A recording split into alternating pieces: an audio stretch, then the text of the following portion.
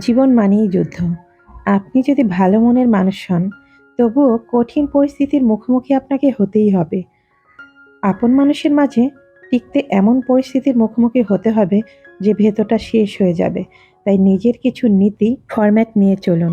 এতে ব্যক্তিত্ব বিসর্জন দিতে হবে না।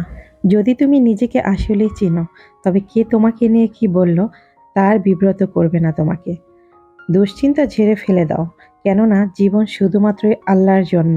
আজকে যে আপনাকে জান প্রাণ দিয়ে ভালোবাসছে, কাল সে আপনাকে একইভাবে ভালো নাও বাসতে পারে। সেই নিশ্চয়তা আপনি দিতে পারবেন না। কারো কোনো কিছু পাবার ঝুলিতে এক চুল কমতি পড়লেই পরিস্থিতি খুব তাড়াতাড়ি 180 ডিগ্রি কোণে ঘুরে যায়।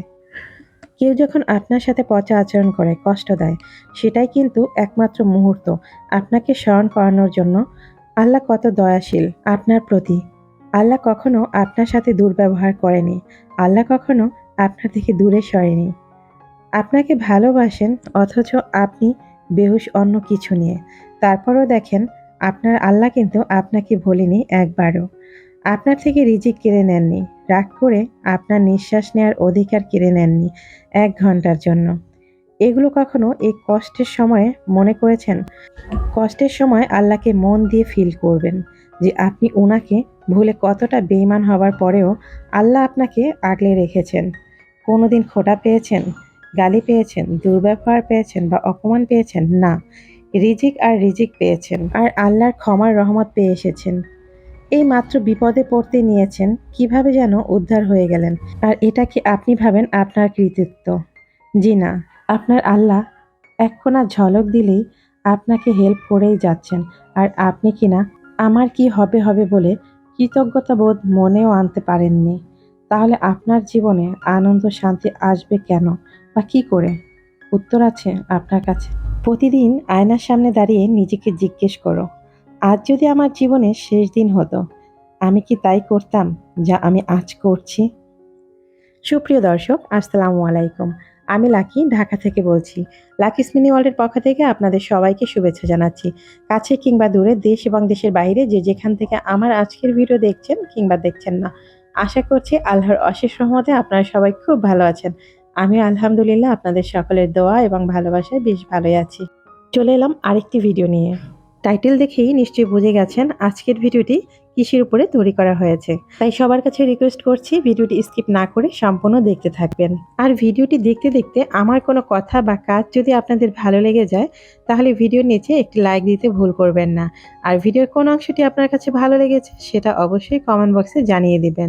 আপনি যদি আজকে প্রথম আমার চ্যানেলটি ভিজিট করে থাকেন, তাহলে আপনি চাইলে আমার চ্যানেলটি সাবস্ক্রাইব করে আমার এই ছোট্ট পরিবারের একজন সদস্য হয়ে থেকে যেতে পারেন। আর যারা যারা অলরেডি আমার চ্যানেলটি সাবস্ক্রাইব করে আমার এই ছোট্ট পরিবারের সদস্য হয়ে আছেন, তাদেরকে অসংখ্য অসংখ্য ধন্যবাদ। আপনাদের সাথে কথা বলতে বলতে আমি কিন্তু আমার ছাদ বাগান ঘুরে এসেছি এবং দেখতেই পেয়েছেন আজকে ছাদ বাগান থেকে আমি মালটা পেড়ে নিয়ে এসেছি। দেখলাম যে একটা মালটা মোটামুটি বড় হয়েছে আর অনেকটা হলুদ হয়েছে, তাই পেড়ে নিয়ে আসলাম আর সেটাই কাটলাম। মাশাআল্লাহ অনেক ভালো হয়েছে এবং অনেক মিষ্টিও হয়েছে।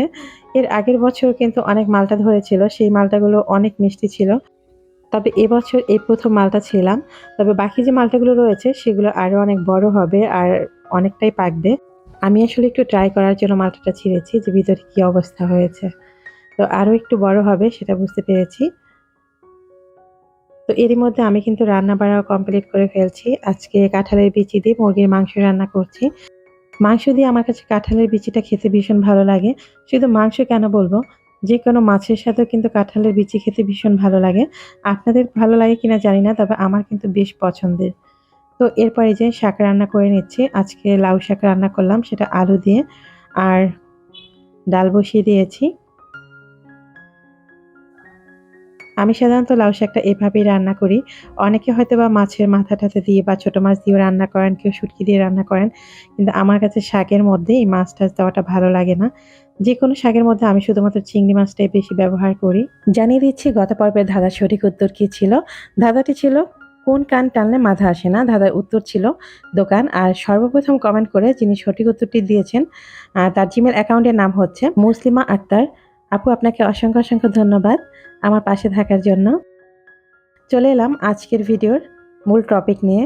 আজকে আপনাদেরকে দেখাবো ওয়াশিং মেশিন কিভাবে ডিপ ক্লিন করতে হয়। আমরা শুধু ওয়াশিং মেশিন ব্যবহারই করি, কিন্তু অনেকেই হয়তো জানি না ওয়াশিং মেশিনও ডিপ ক্লিন করতে হয়।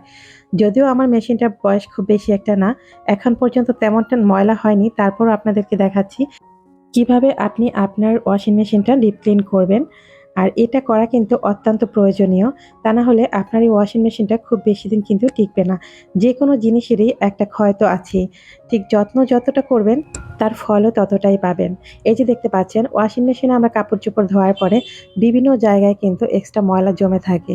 এগুলো আমরা অনেকেই জানি না, আর এগুলো আমরা পরিষ্কার করার প্রয়োজনও মনে করি না। এখানে রাবারের মধ্যে অনেক ময়লা জমে আছে। শুধু এখানে কেন, যে ঢাকনাটা দিয়ে আমরা এই মুখটা লক করি সেই ঢাকনার মধ্যেও কিন্তু প্রচুর ময়লা থাকে। আর সবথেকে বেশি ময়লা যেখানে জমে সেটাই আপনাদেরকে দেখাবো। এই সাইডটা কিন্তু অনেকেই জানেন না যে এই সাইডে প্রচুর পরিমাণে ময়লা জমে যায়। আর এখানে যদি ময়লা জমে আটকে থাকে তাহলে খুব দ্রুত আপনার মেশিনটা নষ্ট হয়ে যাবে। এটা সম্পর্কে অনেকেরই হয়তো আইডিয়া নেই যে এইসব জায়গায় ময়লাগুলো জমে থাকে, আর এগুলো আমাদেরকে বছরে ১ থেকে ২ বার হলেও ডিপ ক্লিন করতে হয়। আর প্রতি মাসে কিন্তু ওয়াশিং মেশিন একবার হলেও ক্লিন করতে হয়। সেটাও আমি আজকে আপনাদেরকে দেখিয়ে দিব। তো আমি প্রথমে এই পাইপ থেকে পানিগুলো বের করে নিচ্ছি। এখানে এক্সট্রা কিছু পানি জমে থাকে, যেটা সবসময় জমে থাকে। এটা আমাদেরকেই বের করে নিতে হবে। যদি এটা বের না করেন তাহলে এই পানিটা নষ্ট হয়ে একটা গন্ধ সৃষ্টি হবে। দেখতেই পেয়েছেন আমার এই পানির মধ্যে কিছুটা ময়লা জমেও গিয়েছিল। ১ম এই বলেছি আমার এখানে কিন্তু খুব বেশি একটা ময়লা হয়নি। তারপর কতটা ময়লা হয়েছে সেটা আমি খুলেই দেখি। আমি কিন্তু এই ১ম আমার ওয়াশিং মেশিনটা ক্লিন করছি। এর আগে আমি জাস্ট মান্থলি যে ক্লিনটা করে সেটা করেছিলাম। দেখতে পাচ্ছেন এখানে যে কিটটা রয়েছে সেই কিটের মধ্যে কি অবস্থা! আমি নিজেই ভাবতে পারিনি যে এতটা ময়লা জমে গেছে। কাপড় থেকে চলে আসা সুতা, পুঁতি, পিন, বিভিন্ন ধরনের জিনিস যেটা আমাদের ভুলবশত ওয়াশিং মেশিনের মধ্যে চলে যায়, সেগুলো এই জায়গাটায় আটকে থাকে। আর এটা যদি আপনি পরিষ্কার না করেন তাহলে একটা দুর্গন্ধ সৃষ্টি হবে। অনেক সময় লক্ষ্য করবেন যে ওয়াশিং মেশিনের ভিতর থেকেও কিন্তু দুর্গন্ধ সৃষ্টি হয়। কিন্তু কোথা থেকে হয় সেটা আমরা খুঁজে পাই না। এই জায়গাটা থেকেই হয়। এই যে দেখতে পাচ্ছেন আমার কিটটার কি অবস্থা হয়েছে। আমি আসলে নিজেই অবাক হয়ে গেছি এটা খোলার পরে, যে এত তাড়াতাড়ি এত ময়লা এখানে জমে গেছে আমি নিজেই বুঝতে পারিনি। তো এটা কিভাবে পরিষ্কার করছি দেখতেই পাচ্ছেন। আমি এখানে একটা সফট গেঞ্জির কাপড় নিয়ে তারপর ভেতর থেকে সমস্ত ময়লাগুলো কিন্তু মুছে নিয়েছি। ১ম এ ব্রাশ দিয়ে এটাকে ভালো করে ক্লিন করেছি। আর আপনি চাইলে এখান থেকে পানি দিয়েও ভালো করে পরিষ্কার করে নিয়ে আসতে পারেন। এরপর আমি এই কিট থেকে ময়লাটাকে ভালো করে পরিষ্কার করে নিচ্ছি। দেখুন এই কিটের মধ্যে কিছু চিরুনির মতো দাঁত রয়েছে, আর সেটার সাথে এটা পেঁচিয়ে আছে। এখানে কয়েকটা পিন পেয়েছি, পুঁতি পেয়েছি, যেগুলো আমাদের জামার থেকে, বোরখা থেকে গিয়েছে। সেই ধরনের জিনিসগুলো এটার ভিতরে আটকে থাকে। আমি যখন এটা বের করে আনলাম তখন ভেবেছি হয়তো তেমন কিছুই নেই। এখন দেখলাম যে এর ভিতরে এত ময়লা হয়ে গেছে। তার মানে বুঝতেই পারছেন যদি আমরা এটা ১ বছর পরে খুলি তাহলে এটার অবস্থা কি হবে? তো আপনার মেশিনটা ভালো রাখার জন্য এগুলো আপনাকে মাঝে, মাঝে পরিষ্কার করতে হবে। তা না হলে এটা জাম হয়ে গিয়ে আপনার মেশিনটা দেখবেন অটোমেটিক বন্ধ হয়ে যাবে। তখন আমরা হয়তো বুঝতে পারব না যে কেন কি হয়েছে। বাধ্য হয়ে আমাদেরকে যেতে হবে মেকানিকের কাছে। এই ছোট, ছোট কিছু কাজের কারণে আমাদের অনেকগুলো টাকাই কিন্তু গুনতে হবে। তার থেকেও বড় কথা হচ্ছে নিত্য প্রয়োজনীয় জিনিসগুলো হঠাৎ করে যদি নষ্ট হয়ে যায় তখন দেখবেন মাথা কাজ করে না কি থেকে কি হয়ে গেল। আর ওয়াশিং মেশিনটা কিন্তু আমাদের প্রতিদিনের প্রয়োজনীয় একটা জিনিস। আর এটা একটু যত্ন না করে রাখলে কি করে চলবে? অনেকেই দেখেছি ওয়াশিং মেশিন তারা কিভাবে ক্লিন করতে হয় বা এর ভিতরে যে ময়লা জমে এটা সম্পর্কে তাদের কোনো আইডিয়াই নেই। তাই আজকে ভাবলাম যে এটা আপনাদের সাথে শেয়ার করি, যদি আপনাদের একটু হলেও উপকারে আসে। যারা ওয়াশিং মেশিন ব্যবহার করেন তারা হয়তো অনেকে জানেন, আবার অনেকে যারা জানেন না তাদের জন্যই আজকে আমার ভিডিওটি তৈরি করা। এই যে আমি এখন যেখানে সাবান দিই সেই সাবানের ট্রেটা ভালো করে সম্পূর্ণ খুলে পার্ট বাই পার্ট পরিষ্কার করে নিলাম। যেকোনো জিনিসই ব্যবহার করেন না কেন, সেটা যদি আপনি পরিষ্কার না রাখেন বা সেটার যত্ন না করেন, সেটা কিন্তু বেশিদিন টিকে না। আমি আমার মেশিনটা কিন্তু প্রতি মাসেই ক্লিন করি। এতে করে মেশিনটাও পরিষ্কার থাকে আর নতুনের মতো একদম চকচকে থাকে। সব জিনিসেরই যে একটা যত্নের প্রয়োজন আছে। ওয়াশিং মেশিনের এই পার্টসগুলো আমার ধোয়া হয়ে গেছে। এখন একটু পানি ঝরিয়ে নিচ্ছি। আর সেই ফাঁকে আমি ওয়াশিং মেশিনের বাহিরের যে অংশগুলো, সেগুলোকে ভালো করে ক্লিন করে নিচ্ছি। এখানেই কিন্তু শেষ না। এরপর ওয়াশিং মেশিনের ভিতরের যে অংশটা রয়েছে, সেটা কিন্তু আমরা হাত দিয়ে ক্লিন করব না। সেটা ক্লিন করারও একটা ফাংশন রয়েছে। সেটা আমি আপনাদেরকে দেখিয়ে দিচ্ছি, কিভাবে আপনারা সেই ক্লিনটা করবেন। আর এটা কিন্তু প্রতি মাসেই আপনাকে করতে হবে। আমি যে পার্টসগুলো খুলেছি এটা যদি আপনি প্রতি মাসে নাও খোলেন, কিন্তু যেটা আমি এখন দেখাবো সেটা আপনাকে প্রতি মাসে একবার হলেও করতে হবে। আর যে পার্টসগুলো আমি খুলে ক্লিন করলাম, এটা আপনারা অন্তত ৬ মাস কিংবা ৪ মাস পর হলেও একবার পরিষ্কার করবেন। আপনার জিনিসটা আপনি যতটা ভালো রাখবেন, যতটা যত্ন করবেন ততটাই ভালো থাকবে। এটা আমরা সবাই জানি। তো বাহির সাইডটা পরিষ্কার করতে, করতে আপনাদের কয়েকজনের কয়েকটা কমেন্ট ছিল ওয়াশিং মেশিন নিয়ে, সেগুলো উত্তর দিয়েছি। কয়েকজনে প্রশ্ন করেছিলেন, "আপু আপনি কোন ব্র্যান্ডের ওয়াশিং মেশিন ব্যবহার করছেন?" আমি LG ব্র্যান্ডের ওয়াশিং মেশিনটা ব্যবহার করছি। আর এটা হচ্ছে ১১ কেজির। আরেকজন আপু জানতে চেয়েছিলেন যে এটার প্রাইস কত ছিল?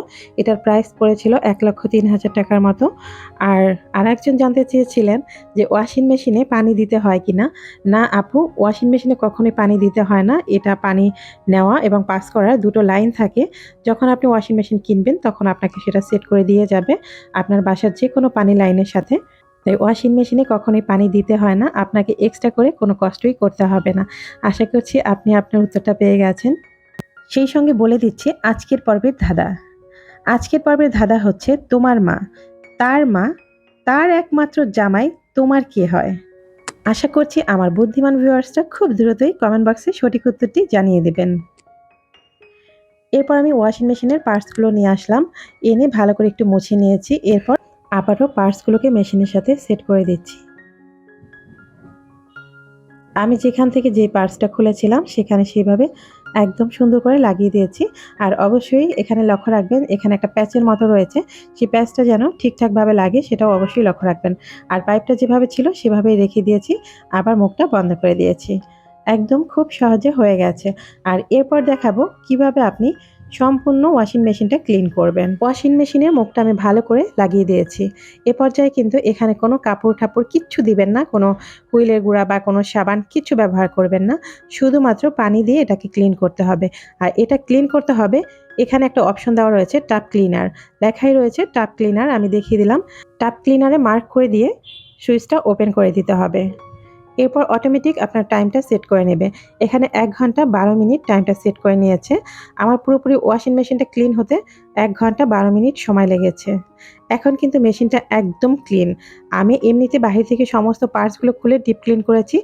এরপর মেশিনটাকে টার্বো ওয়াশ করে নিয়েছি। দেখতেই পাচ্ছেন একদম ফ্রেশ হয়ে গেছে মেশিনটা। এখানে কিন্তু কোনো প্রকার ময়লা নেই। রাবারের মধ্যে যে ময়লাগুলো ছিল সেগুলো কিন্তু আমি হাত দিয়ে পরিষ্কার করিনি। এখন যেহেতু আমি ক্লিন করেছি সেক্ষেত্রে এই রাবারের ময়লাগুলো এমনিতেই চলে গেছে। তো এভাবে প্রতি মাসে একবার হলেও আপনার মেশিনটা ক্লিন করতে হবে। আমি যতটুকু সম্ভব আপনাদেরকে দেখানোর বা বোঝানোর চেষ্টা করেছি।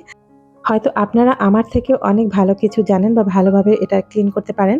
তবে যারা জানেন না আজকে শুধুমাত্র তাদের জন্য এই ভিডিওটি শেয়ার করেছি। আশা করছি আপনাদের একটু হলেও উপকারে আসবে।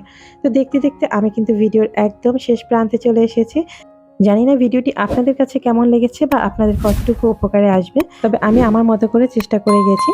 তারপর আপনাদের যদি কিছু জানার থাকে সেটা অবশ্যই কমেন্ট বক্সে জানাতে ভুল করবেন না। সবাই ভালো থাকবেন, সুস্থ থাকবেন। আল্লাহ হাফিজ।